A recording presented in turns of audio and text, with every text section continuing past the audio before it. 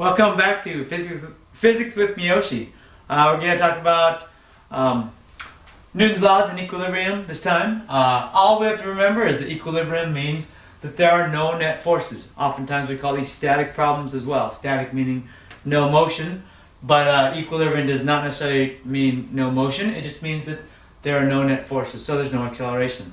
So first we're going to talk about a example from kind of from medicine, and then we're going to talk about an example a little bit from aeronautics. So, if we have no net forces on this person in traction, this leg in traction, what are the force that's pulling back by the leg in this case? And the way we have to look at this is if we make a freed up body diagram of that little pulley in there, if you will, then we can see that there are three net forces acting on it. If we ignore the weight of the leg, we can see that there's a force pulling back from the leg. We can see there's a tension force here, tension 1 and tension 2. And we can see from this diagram also that the tension is provided by the mass here, that's 2.2 kilograms. If we remember from our discussion about tension and massless ropes and frictionless pulleys and so forth, we can remember that all the tension on this rope gets transmitted all the way along that rope because there is no mass here. I mentioned before that if there's a frictionless pulley, the same would be true. Frictionless, massless pulley, even though that's not always going to be the case. And so now we have to remember, if we just look at this diagram, we can translate it over here and see that our two tensions are pulling out, our force is pulling back, and we can then start to analyze this problem. Now, we can see if we really want to analyze this problem well, what we're going to do is we're going to arbitrarily, it seems arbitrary anyway, we're going to take this free body diagram and rotate it a little bit. We're going to look at this, consider this an x direction along the force line here, and the y direction as the perpendicular to that x direction, if you will. And all I'm going to do is rotate that down here. I call this x prime and y prime. And you should be able to see, since these angles are equal, that when I add the two vectors vectorially, first of all I'm going to get these two vectors are going to be equal, just the opposite directions. And I can see that my tension is going to add up in the y direction so that there's no acceleration in this direction, all perpendicular to that angle, or that line of force. And just by the angles here. So that means that if I analyze this mathematically, then I have my T1 times sine of 35, which would be this height right there, is plus the T1 times the sine of negative 35, which would be coming back down the other direction. That would be this way over here. That's going to be equal to 0. So that's going to tell me that since my sine 35, they're just opposite in signs, then I have T1 is equal to T2, which is equal to, in this case, my mass times my gravity, because the only thing providing any tension on this foot is the mass through those pulleys, and then of course the foot itself. So we can see that, we can multiply that out and get that number there, but that's really irrelevant because we see that all we really need that for is to see that there's no acceleration in the y direction. Now, in the x direction, or the x prime direction, if you will, I have this force here, and then I have the sum of these two forces in the x direction, or in the x prime direction. So I can say the force of the foot, the tension, is minus the T1 cosine 35, which is this guy right here, that tension, minus the T2 times cos 35, which is this guy here. That's going to give me 0 also, because it's not accelerating anywhere in this direction. So now I can look at this and say, since my T1 and T2 are equal, then I'll rearrange this equation and see that the force provided by the foot is 2 times T1, which is the tension, and times cosine 35. When I plug all those numbers in, I can see that tension 1 is also mass times gravity. We see that up here.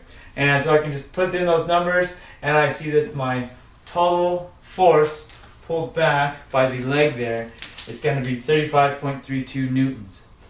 Again, that's assuming that I have a frictionless pulley, frictionless rope, and that my mass of my leg is doesn't really matter for this problem. Okay? Here we have another problem. This is an airplane, and it's going at an angle. It's got zero acceleration. It's going at a constant speed or constant rate of velocity, at a constant velocity. And we can see that if I have a thrust of 103,000 newtons, and I know the weight of my plane is 86,500 newtons, then I should be able to find the resistance, air resistance, or the drag, and I should be able to find the lift as well. So, how do we do that? Well, let's look at this again. We're going to arbitrarily call this the x prime direction and this the y prime direction. The direction of motion and the normal force, if you will, for the lift, because that acts normal to the plane, the plane's body and the airfoil there. And so I'm just going to call those x prime and y prime. And I know that the other force acting on it is the weight of the airplane itself. So if I look in the x prime direction, I know that the sum of the force is 0 because we are in equilibrium. Then I can see that in the x direction, x prime direction, I have the thrust minus the force of weight, which is in this direction, sine theta, or sine 30 degrees, and the resistance minus the resistance is 0, air resistance. So that since I'm looking for r, I'm going to find r. I'll rearrange that equation. R is equal to my thrust minus the force of weight times 30 degrees. Plug those numbers in there, and I find out that my total air resistance is 59,750 newtons, going in the opposite direction of my thrust, in order to get equilibrium in that case. Now in the y direction, again, I find the same thing. The sum of forces in the y direction, or the y prime direction in this case, is my lift minus the force of my weight, or the weight times the cosine theta, which would be this vector there. And we just broke this weight into two vectors, one parallel to the direction and one perpendicular to the direction. And we see that the perpendicular direction provides the opposing force for my lift. So my lift is minus the force of weight times cosine 30 is 0. Plug in those numbers there, or rearrange that equation. L is equal to force of weight times cosine 30. And so my total lift is, putting in those numbers there, we get 74,911 newtons. You can see this is not a trivial thing to do, either one of these guys, but we can see we went back to drawing force by diagrams again. We're still drawing those. We're still using Newton's second law. We're using, in some ways we're using Newton's third law as well. We know that the force pulling this way is equal to force pulling that way, as long as there's no acceleration, which is just what equilibrium is. And then we analyze things in the x and y direction through our forces, and if there was any acceleration, which we'll be looking at later, we would look at acceleration as well. But right now, equilibrium, there's no forces, there's no acceleration. All the forces balance out, so you have no acceleration in any direction, and we can solve problems this way.